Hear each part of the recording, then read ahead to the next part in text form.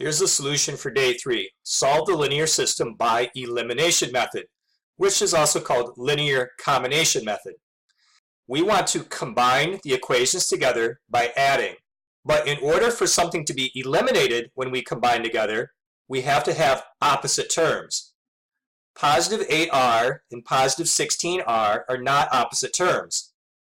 Positive 16s and positive 50s are not opposite terms either. If we were to add the equations together right now, we would get 24r plus 66s equals 75. That doesn't eliminate anything. It would still have the letter r and the letter s in it. So before we do our linear combination, we need to transform one of the equations so that it has a term that is opposite a term in the other equation. Now it's your choice which terms you choose to make opposites. I think the easiest terms to make opposites are the r terms. And I think that that can be accomplished if we take the first equation and multiply all of the terms by -2. That first equation would transform into negative 16r minus 32s is equal to -40. The second equation, let's make no changes to it. It'll stay as 16r plus 50s equals 55. Now we can perform our linear combination by adding together the two equations.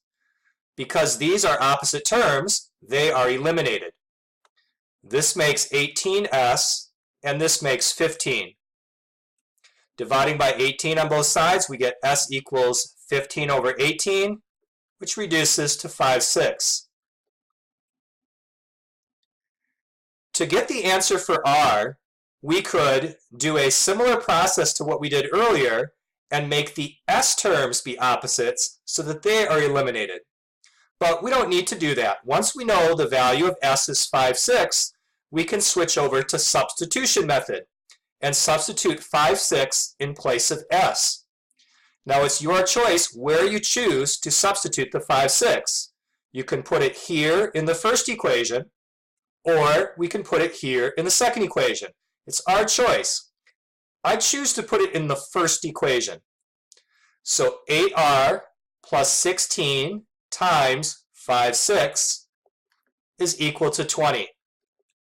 Now let's solve this out. This is 8r plus, now let's work on this piece here.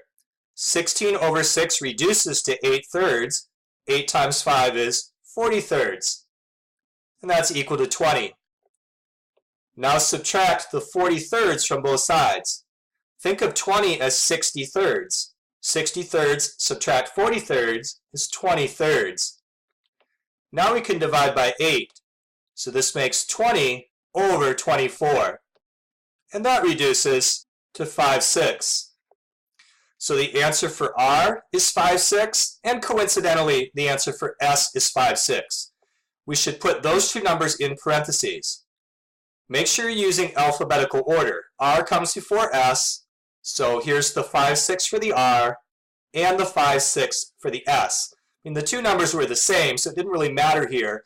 But imagine if we had two different numbers. You'd have to make sure you got the correct one written first, then the comma, and then the second number. Because we got fractions, it would be a good idea to check that this is the correct answer. Because when you have fractions, it's easier to mess up. We could check our answer by taking the 5/6, putting it in for r, putting the other 5/6 in for s, working this out to make sure it makes 20. And in the second equation, when you replace the letters with 5/6 and work this out, you'd want to make sure that that made 55.